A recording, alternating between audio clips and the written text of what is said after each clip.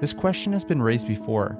Who exactly does the Elder Wand belong to? There's been some speculation in the past that Dumbledore isn't the proper owner of the wand.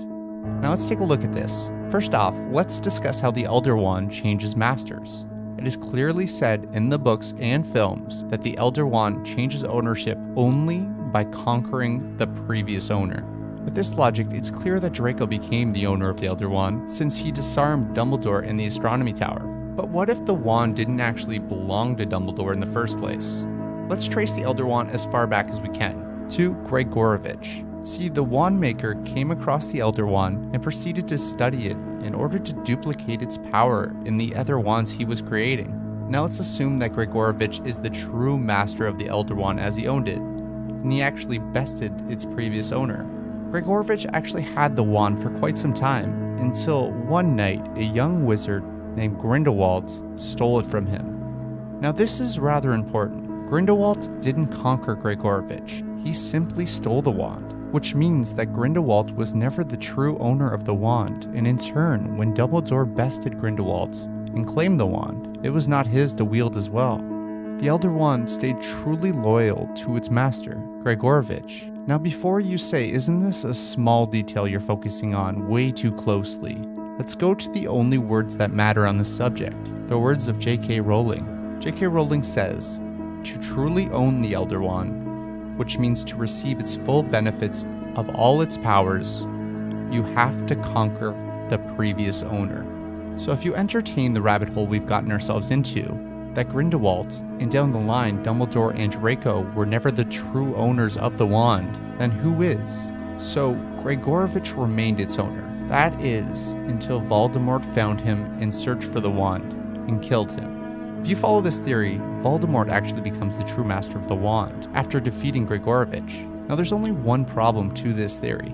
Lord Voldemort had nothing but issues when using the most powerful wand in the world.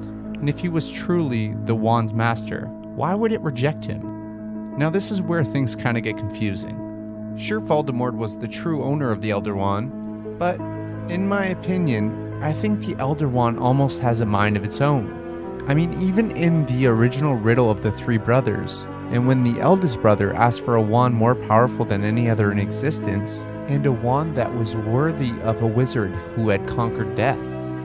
Now this is an important statement, conquered death, because it might interest you to know that the Elder Wand actually has a thestral hair core, and it is described as a tricky substance that only a wizard who has mastered death can control. Now when Voldemort first got the wand, he was powerful. One might say after creating so many Horcruxes and avoiding death for so long, he would have fit the bill. Now it's worth noting that most wands choose the wizard, but the Elder Wand, it switches loyalty because it resides with the most powerful wizard it can find. So that's why when Voldemort is actually getting rejected by the Elder Wand, he is the weakest we've ever seen him, and the furthest from mastering death out of any wizard.